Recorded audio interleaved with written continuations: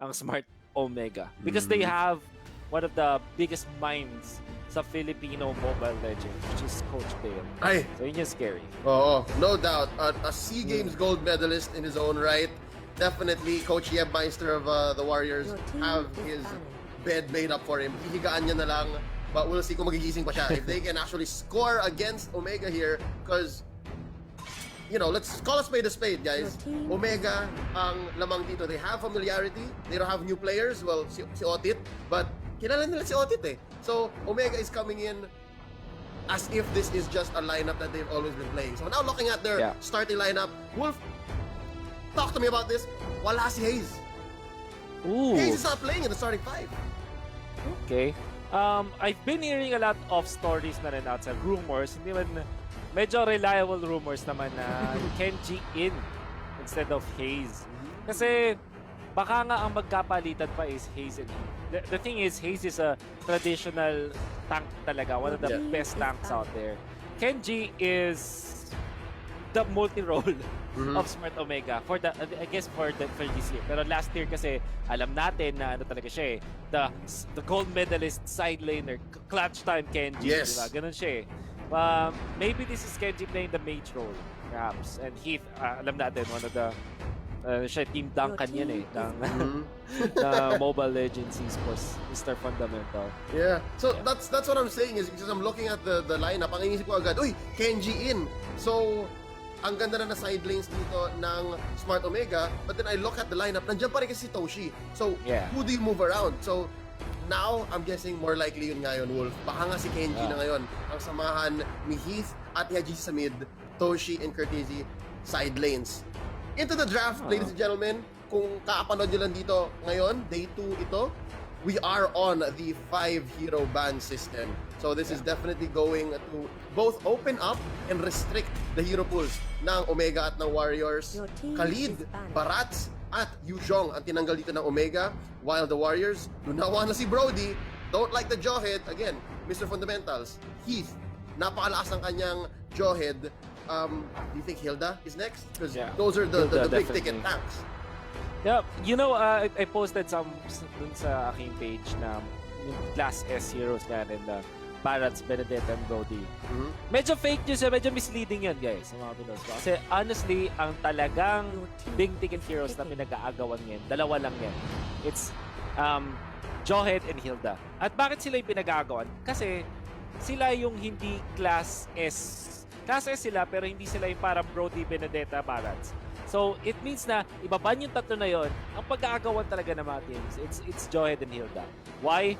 Because they kind of do the same thing. Sobrang gulo at chaotic nila in the early game. Sobrang nakakabwisit. Any funnel player or carry na matatanong mo, sino yung pinaka-ayaw niyang makaharap? It's Jawhead and Hilda. So I'm guessing it's that factor na nakakalusot sila, kaya sila nakakaasar. That's right. That's right. They go through the draft. And right now, guys, Rattlesnake pa rin ang Hilda. Kasi nandiyan pa rin siya. Jawhead already taken out. First pick ng Smart Omega, Uranus, already set half of their side lanes. Ngayon, Cignal Ultra Warriors, pinapakita nila yung alas nila. Are they afraid of getting the link stolen out? Wolf, how important is it to keep your core in the first half or the second half of the draft in this metagame? Dahil sa deadband system particularly, kaya kung gusto mo i-secure agad yung core mo, napakadaling mag-limit ng isang hero, isang role ng hero just because of the 2 bans doon sa second phase. Second is, you don't want to give it to HADJIZY for sure. Lancelot pa rin ang pipiliin ng Smart Omega for HADJIZY, that's equally strong. Pero syempre, legendary na tong link ni HADJIZY. You don't want to give that out. Now, I just want to say, just want to touch upon on the choices of Smart Omega. Nakita nila na binan yung Esmeralda. Ibig sabihin, free pass para sa Uranus yan. Kaya nila first pick. Ngayon, they also went for the Kufra. That's great against the Ling. And it could have been good laban sa kanilang Lancelot. So, makikita mo yung free picks ngayon ng Smart Omega. Ang ganda agad. Yep. All set. May mid na sila with Lancelot. Meron na silang tank. And ang kulang pa sa Cignal Ultra Warriors, which I think magkakabusan if they don't get it now, is the tank. But it looks like they're gonna prioritize first IMBADEEJAY's specialty, the Valir. So, Wolf, it looks like the Warriors, they're playing on comfortability. Parang ayaw nilang maglaro ng laro ng Omega. They don't want to walk into Omega's trap. Ang sinasabi nila, lalaroin namin yung laro namin, kayo na bahala. Yeah. So, Yeah. it looks like now, in the second phase of banning, Farsa, obviously yun ang kulang pa ng Omega. What else can Omega choke out? There's the Hilda finally coming out. So yung choices kasi ng Cignal Ultra Warriors na prioritize nila yung mga cores nila in this IMBADEEJAY hero, it meant na mauubusan sila ng tax. This is actually worrisome para sa Cignal Ultra Warriors. I'm thinking of only Akai as their last option, and it could also be banned out by Smart Omega. Now, para naman Cignal Ultra Warriors, I like the ban on the Farsa, tapos hindi na sila takot sa kahit anong mage. Thing is, ang dami actually na mages na pwede nang piliin ngayon, pero hindi sa lahat ng panahon ay pasok siya dun sa composition. Them just removing the Farsa tells us na Farsa lang talaga yung kinakatakutan ng Cignal Ultra Warriors. Then of course, this Cho na pwedeng gamitin ng Smart Omega. Yeah, and given that Kenji is still here, shows Kenji's Cho is still very much a threat, no? So I think they are just protecting themselves for this. Wolf, I have to ask you now, what's the viability of a marksman in this matchup? Wala si TSUJIN, so the Warriors don't have that automatic parang comfortability for the marksman. For Omega, nandito si Toshi, so may chance pa rin. Definitely, there's a chance. Looking at the heroes of both teams, yung Cignal Ultra Warriors, kailangan nila, ng Smart Omega, they have Lancelot, napakaganda sa early and sa mid game, pero if it falls off, mahirapan siya against Ling. Actually, alam mo yung pinaproblema ng Ling, kapag dalawa yung kailangan niyang puntahan sa backlines or E-1 agad. Kung isa lang, kung funnel dealer lang, di ba naging time na anti-funnel siya? Si Ling, yes! Si Ling. But if there's two problems for you, that's where the Ling is, doon siya nalilito. So, if you're asking me if there's a viability of a marksman, pwede yan sa Smart Omega, lalo na merong back siya. So, if 1-1 is picked here by Smart Omega, I'm definitely not gonna be surprised. Yep, and Toshi is here. So most likely si Toshi ang nagma-marksman dito. Yep. But still, they need a support and they have the power of the double pick here. So ito na, they are gonna round out their draft. Lineup-wise, Smart Omega has the ball on their side of the court. And it looks like, Wolf, hindi mangyayari. Mukhang wala tayong marksman na makikita dahil pinapakita nila muli sila Lapu-Lapu, which showed up twice yesterday in that first series. I wanna say, they went for Chang'e instead. Classic Smart Omega fashion to. Looking at their heroes, kasi nag-set sila for the Selena. So, the main problem with having a Selena as your support, or yung mage support mo nga, tinatawag ng quote-unquote pause for ng mga professional players natin, wala kang wave clear. And you kind of offset that with having a good wave clear on your tank or your carry, but this time it's Chang'e na gagawin nilang pang offset nga nung lack of wave clear ng Smart Omega. Now, no marksman, it just means na they're all inning, but here's what, sobrang greedy itong sasabihin ko, pero it can act like a scaling hero, yung Chang'e. Kasi malakas yung kanyang scaling sa late game with that meteor shower. Yes. And again, dito natin nakikita guys kung bakit tinatawag na Mr. Fundamental si Heath. I'm pretty sure he has a thought in the draft and as well in the gameplay overall ng lineup ng Omega is kapag may kulang, dapat you cover it up. And then you apply pressure and threats across the board. So ganyan, yan ang lineup ng Omega. For the Warriors, Wolf, ang huli nilang pinili, Masha. Yeah. Are they drafting not to lose here by immediately applying pressure on the split push lane? Or is there a deeper reason kung bakit sila nagmasha? So this is a hero na siguro problematic for Chang'e kasi, well, technically speaking, kayang pigilan ni Chang'e ang wave clear or push or kaya niyang ubusin ang buhay ni Masha. But Masha is a hero na sobrang bilis niya kasi mag-take ng objectives. He wouldn't care about the damage over time na nakukuha mo from the meteor shower. Plus, it's a good laner. If you're looking at the heroes of the side of Smart Omega, pwede mong i-argue na malakas si Masha over Chang'e sa side lanes or sa Uranus. That being said, it seems like KURTTZY will now play as support for Smart Omega.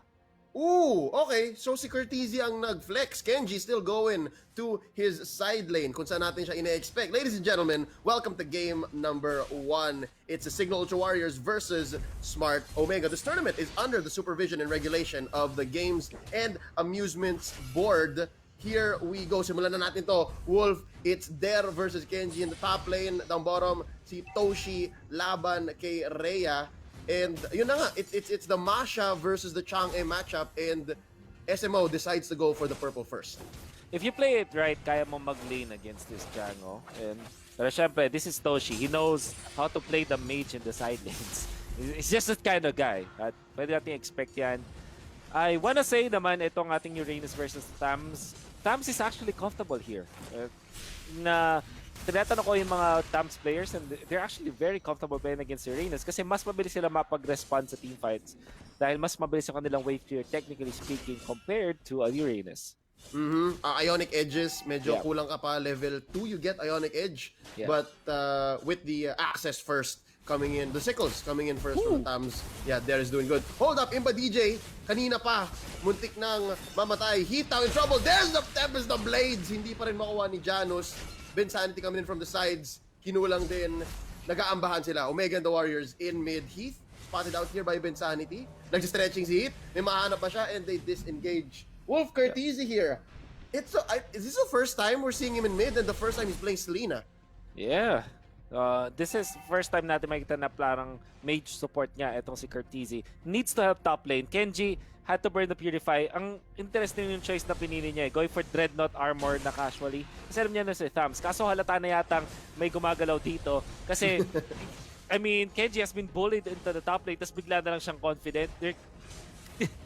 This is their knowing na may nangyayari na talaga dito. It's a mentality thing. But there is fine. There pops the Contract Inferno. Pero na Phantom execution siya dito. It may have been or not. But again, a big 3-man rotation like that. What can you expect? In mid, Heath just keeping his cool. Dito Wolf, the tables have turned, no? Nabaliktad. First blood goes to Smart Omega.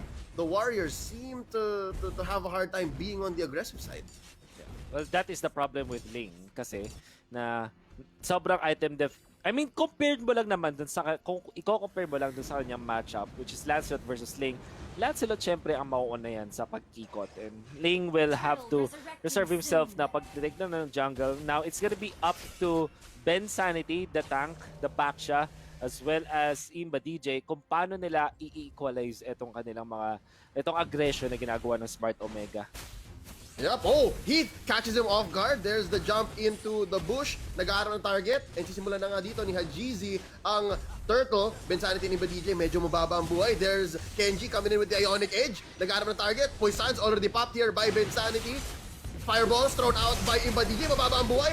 First goes down BENSANITY. Nabawian. Heath, we're trading tanks, ladies and gentlemen. Nakapag-ult na yata dito si HADJIZY. Wala na siya. Janus already still on cooldown ang kanyang Tempest of Blades, and here we see the recent patch Wolf. Dinagdagan ng cooldown ang Tempest of Blades, and dito natin nakikita agad na kinulang. Yes. Feeling ko isa pang kill yun eh. One more at least for the Warriors if only Tempest of Blades were off cooldown. Yeah. That is one thing na kailangan i-watch out ng mga teams when they go up against Smart Omega and Granny Pro. Ang galing na mag-abuse ng mga ganun timings. They know when to fight. Look at KURTTZY. Now, okay. Oh, another one for HADJIZY. Pero nabawian. Selena goes down. Tempest of Blades once more. Knocking up HADJIZY. IMBADEEJAY throwing out the spells. But it's just not enough. Heath here helping peel. RHEA, kaabalik niya lang sa lane niya. It's not looking good so far for the Warriors. But up top, nabawian. There takes down KENJI. 1v1. Wolf, nakita natin dito. Early game, mas mabilis, mas maganda ang dueling capabilities ng isang Tams. Oh, Tams is top tier sa ngayon. Lalo na after all of the nerfs of the Janus. Itanong mo sa akin yung question na yun about months ago. I would have said na Uranus favored, but now it's not. After all the nerfs. Toshi, medyo napaasim. Stayed for too long. Heath could not knock up RHEA or BENSANITY. Nakalibre sila. Ang daming gold dun, ha? Nung pagbugbog nila dun sa outer shield turret, that was pretty good. That's a lot of gold going over to the Warriors, almost equalizing the gold here. 13.3k both sides now, 5 minutes in. I think this is also off of the pick-ups or 1v1 matches na naipapanalo ng Cignal Ultra Warriors, particularly on the side lanes. Thams winning against Serenos, that's definitely big para sa Cignal Ultra Warriors. At least killing him. Kasi naman lumalamang ngayon si KENJI sa gold dahil sa kanilang outer energy shield na nakuha. Yeah, but in the jungle dito sa may purple buff, bumagsak na si BENSANITY. Another Phantom Execution, well-placed ult by HADJIZY, taking out the tank of Cignal Ultra Warriors, and they disengage. Very casually, Wolf. Ganun lang. Papasok kami, kuha kaming isa, we're out. They don't need to convert too much. It's because side naman ng Warriors yun eh. So basically, yung Omega, sila yung bisita. Kumuha lang sila ng ulam dun sa fridge ng Warriors as umalis. Nakalibre silang isa. What I like about what HADJIZY is doing is, alam niya kasi yung mga kinakainisan ng isang lane, which is to lose the purple buff in these timings. And again, just as you mentioned, Wolf, side lanes nananalo ang Cignal Ultra Warriors, but when it comes to big ticket engagements, it's all about Omega. And what is KENJI doing inside the base? Napalalim yata yung cut niya. Might say na malalim to, Leo, but actually this is a set play para sa Smart Omega. Look what he did. He tried to attract the attention of Cignal Ultra Warriors at mag-cut ng dalawang waves para naman yung lanes ay pressured against Cignal Ultra Warriors while Smart Omega are taking the turtle. That's a set play. Yep, it's the distraction play. And again, clutch time KENJI doing clutch time KENJI things. First turret goes down bottom for the Warriors. Omega loses that first tier turret. And there, Wolf there, this is his debut game in the Nationals. Medyo maganda ang hulog ni Der ngayon on that Thams. Tier 1 hero with a tier 1 player on it.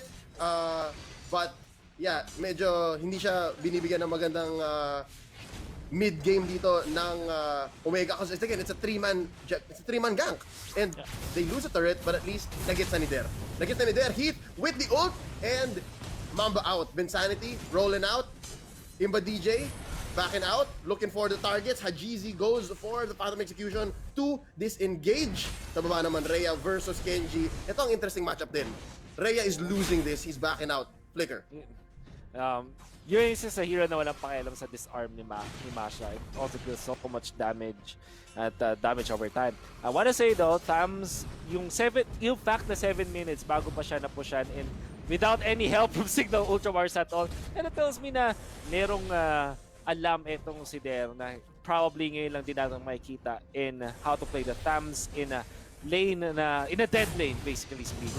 Oh, wait lang, napasabungan si IMBADEEJAY ng full combo ni HADJIZY. And again, the KDA machine, ladies and gentlemen, showing up. JANUS waiting here in the bush. Heath walks in. And again, yan ang trabaho ng isang tank, no? Bang face check. And there's the poisons by BENSANITY. Heath bouncing ball out. That's one ult down. Wolf, I think, Smart Omega, I think, correct me if I'm wrong, they are 100% on the turtle this time. Oh, definitely. What you said about face checking, nag-coincide siya dun sa idea na gusto gawin ng Smart Omega because they definitely want to take that turtle. And ito yung Smart Omega power. Alam nila kung paano maggawa ng mga play so that they can take these big objectives. So the moment that they saw na nabawasan nila yung mga heroes like the Baksha and the other heroes of Cignal Ultra Warriors, they don't even need the kill para mag-start ng turtle. Yung fact na 50% HP na lang yung kalaban nila, it just means na go signal na yun for the turtle take. Yep, and because of this side lane tendency ng Cignal Ultra Warriors, alam na ni Toshi na medyo, guys, ito na ako eh.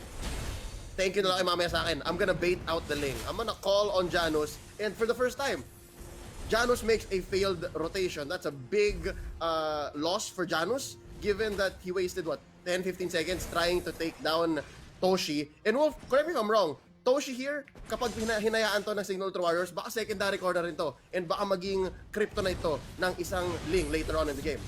Oh, dalawa na yung items niya at 9 minutes. He's at 5.8k. Almost near the Ling. So to answer your question, well, sobrang threat na niya even right now. Using his positioning, kung mapapansin mo kay Toshi, kahit pa na-push yung kanyang lane, ngayon, problema na siya. Oh, here's a big engagement. Meteor shower already put in by Toshi. There, medyo mababa ng buhay. BENSANITY, does he have the poisons? He does not. Cannot pop it right here. Medyo na-delay siya. There's the Tyrant's Rage knocking out. Baksha, JANUS babagsak na rin. That's a 2 for none in favor of Smart Omega. Sa kanilang jungle pa, the Warriors fall down, losing out the mid turret. Amazing conversion rates here for Smart Omega. They're gonna take another 2 for 2. Heroes and turrets. Omega is burying the Warriors in value. Wolf, what can the Warriors do here? They're 10 minutes in and the map is already blue. What they can do is utilize itong si RHEA, yung kanya mga pwedeng split pushing potential. And now, look to consider how they can utilize IMBADEEJAY, pati na rin yung kanilang mga combo to clear the minion waves. That is their priority ngayon. Kailangan nakashove at least yung lanes against Smart Omega. If that's not possible, at least sa gitna lagi nakikita yung mga minions. Because as long as Smart Omega controls the map right now, hindi sila makapag-farm. Have to take note, Cignal Warriors, they have decent late game potential. But without those lanes pushing against Smart Omega, hindi nila ma-utilize yun. Yeah, and so far, ito na yung sinasabi ko eh. I'm not sure what Masha is right now, kung nasaan siya sa tier list ng metagame ngayon. But as soon as the Warriors picked her, I felt like they were drafting or picking a hero not to not lose, essentially. Yeah. Kasi ang dami pang ibang mas malalakas sa side laners eh, na mas proactive, na mas maganda yung hulog in team fights or like from early to mid, able to apply pressure more consistently. But right now, wala na, nandiyan na tayo eh. Like, we were already 11 minutes in, 30 seconds. First Lord marching down mid, and the side lane advantage that the Warriors have set early on, not even here anymore. Tempest of Blades right now dueling HADJIZY versus JANUS. JANUS losing, he needs to back out of here. HADJIZY pushing him back. I'm wondering, may purple ba si JANUS ngayon? Dahil hirap na hirap siya. It seems like hindi. Kasi nandun pa, buhay pa yung purple buff din. Look at the zone out potential of this Cignal. Oh. It's crazy. It's crazy for Smart Omega. Lalo na napakataas na ng item nila. So everybody's a core right now for Smart Omega. In perspective though, versus the Warriors, and now knocked up there. Medyo delikado, popping the Cotret Inferno, kaya lang siya nabuhay doon. Life stealing along the way. Mid, butas na. Lamang dito ng Smart Omega, 7,000 gold. Well, 7,000 gold, that's what? 2 or 3 core items across the board. Yeah. That is definitely true. Pwede mo i-distribute na rin sa mga supports. Like this, KURTTZY is at 3 items para na rin siyang core. Kasi technically, dalawa pa nga lang yung item dilig. That's how big, massive this is. Lalong lalo na naka-mystery shop siya, Calamity Reaper, and Clock of Destiny. Plus the Durance now coming out from the Selena. He's definitely a threat as well. Yep, and again, this is a nice debut for KURTTZY as a support player. So definitely guys, nakita nyo yung mechanical prowess ng isang side laner pumapasok. I think what matters na lang is the adjustment on the mentality, no? Tsaka yung mga tendencies mo. So already, Smart Omega flexing a bit here in their very first game in the second season of the Nationals. What's the next move for the Warriors though? Obviously, damage control sa mid, clear it out. Who would you place there, Wolf? Would IMBADEEJAY be enough? And if that means if IMBADEEJAY is stuck in mid-defing, ibig sabihin, hindi sila makapag-aggressive plays with the Valir. It's more of no choice na talaga yun, Leo. As much as I want to say na pwede sanang labas at makipag-team fight itong si IMBADEEJAY, he definitely needs to take care of the lanes. And that's also true with Dare. He also opted for semi-tanky build para kay Dare dito na prepping siguro for the storm that's happening. It might not be enough as we're seeing. And like that is Smart Omega. Pwede nila systematically tagal to, or maybe a little bit flashy with HADJIZY in there. Yep, no cost at all. Isang Phantom Execution lang, 404, error not found. There were very few times in this matchup, 14 minutes in, na nagkamali ang Smart Omega. Maybe that one time na nag-asim si KENJI, nakipag one-on-one siya kay Dare. But right now, so far, they're not making the wrong mistakes. Alam mo yun, may mga mali na okay lang, na in the end will correct itself. And this is definitely Smart Omega's game to lose. Nasa kanila ang bola. And now, Wolf, this is just JANUS helping out. This is JANUS doing his little bits. Kinakat niya na yung lanes. Alam niya kaya niyang gumalaw agad-agad. And that's some breathing room for the mid lane. Some breathing room, but I think kailangan pa rin na mas marami pa. Now, big push coming from Omega. BENSANITY jumping, pero Leo, this is bad. KENJI in the backline, Ionic Edge sa mga minions. Unstoppable, HADJIZY, isa pang Phantom Execution, taking out BENSANITY. And even if that is just the tank, malaking bagay pa rin yan. That's still someone to help peel and to stop the frontline damage from the Omega squad. And the Warriors find themselves here in a conundrum. In a pickle, if you will. Stuck between a rock and a hard place. Quick pause here. correct me if I'm wrong, Wolf, butas na rin yung bottom, and they're now just defending top. The last turret. The last turret, the last inhibitor na available ngayon para sa Cignal Ultra Warriors. I think na biglang lumabas yung problema ngayon ng Cignal Ultra Warriors when I saw BENSANITY jump. Maybe this is the reason kung bakit na sa masamang posisyon ngayon ang Cignal Ultra Warriors. They're not that coordinated, Leo. Not as much as Smart Omega though. Kasi Smart Omega, you see them, they make a play, they're together. At least kung tatlo man yung kasama dun sa play na yun, maganda yung synchronization nila. When they were setting up for turtles, when they're setting up for objectives, meron talagang nakaplano. But when it comes to Cignal Ultra Warriors, it seems like everybody's just trying to make the play for their own. Tama naman yun. I mean, it makes sense. Pero in a professional game of this stage, tapos kalaban nila is a finalist caliber kind of team, hindi ka pwedeng gumagawa ng sarili mo ng play. You have to communicate with your team. You have to coordinate it. Kasi a backshot cannot do it all alone. I mean, siguro pag nag-God mode backshot ka, kaya mo. But at the same time, man, you need to coordinate with your team.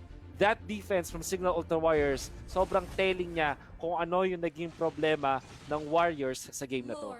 Yep, and I think this was evident already in the draft. No, we did note that in the draft, it seemed like they were not at all reacting to what Omega was doing. Yeah. They were just drafting what comfort picks they had or what lineup Coach Yebmeister may have planned out for this. And right now, again, yung onting interaction or yung onting counterplay na pwede natin makita, it's evident now. And there you go, a nice attempt by Janus to steal the Lord. Not gonna be enough. HADJIZY taking him down. Monster kill. Ni isang death wala pa dito sa KDA machine natin. 604 on this Lancelot. Janus now taken out. Where else can they find the pick off? This is all out defense for the Warriors. They have to pick it out from somewhere. I wonder where that will be. 100% kill participation para kay HADJIZY. So if we're looking for a play that's plausible by Cignal Ultra Warriors, maybe get a pick off outside, maybe jump on the Chango while it is happening, tapos hintayin nila na magbato na ng skill si HADJIZY. I don't think that's gonna happen anytime soon. But I don't know, maybe Cignal Ultra Warriors, miracles can happen. Ooh, BENSANITY erased just like that by Toshi. Lord helping Whale onto the base. Ladies and gentlemen, naka-double kill na rin dito onto there si Toshi. And just like that, wag kang kuko.